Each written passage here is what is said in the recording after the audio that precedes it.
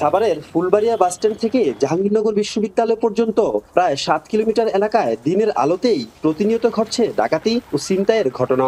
Bankstown, Shimultala, radio colony ও CNB point যাত্রীদের জন্য এখন আতঙ্কে পরিণত হয়েছে। এসব এলাকায় চলন্ত বাসে অস্ত্রের মুখে জিম্মি করে মোবাইল, টাকা পয়সা ও স্বর্ণালংকার লুটের ঘটনা ঘটছে অহরহ। বান্ডেল থাকলে প্রতি সেনমানিতে টাকা বাঁচবে। বিকাশ সেনমানি বান্ডেল কিনে জিতুন প্রতি লেনদেনে। সবশেষ 11 এপ্রিল সিএনবি ও পুলিশ টাউন এলাকায় দুটি ছিনতাই হয়। এ সময় যাত্রীদের কয়েকজন আটকানোর চেষ্টা করলে ছিনতাইকারীর ছুরিকাঘাতে আহত হন তারা। গত 2 মাসেই অন্তত 5 বার একই কায়দায় চলন্ত বাসে ছিনতাই ও ডাকাতির ঘটনা ঘটে।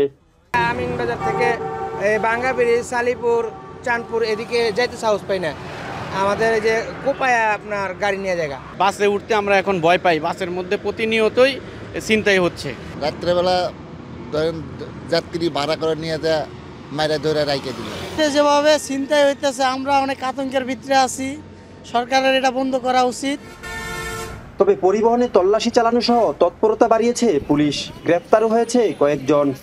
আমরা চেকপোস্ট বসিয়েছি, যেটা উলাইল, গেন্ডা, ব্যাংকটাউন, রাসফুলবাড়িয়া সহ বিভিন্ন জায়গায় যখন তখনভাবে এটা প্রতিরোধ করে। আমাদের পুলিশ লাইন থেকে 15 জন ফোর্স নিয়ে এসেছি এবং সাভার থানা থেকে কয়েকজন অফিসার এখানে যুক্ত করা আছে, যারা 2 শিফটে, অর্থাৎ মর্নিং শিফট আর ডে শিফট, এর 2 শিফটে তারা এটা তল্লাশি করছে। যাকে সন্দেহ হচ্ছে তার বডি চেক করছে এবং ব্যাগ চেক করছে, সবকিছু। মহাসড়কে ডাকাতি ও ছিনতাইয়ের ঘটনায় জড়িতদের দ্রুত আইনের আওতায় আনার দাবি সড়কটি ব্যবহারকারী যাত্রীদের। হুমায়ুন কবির, এখন, সাভার।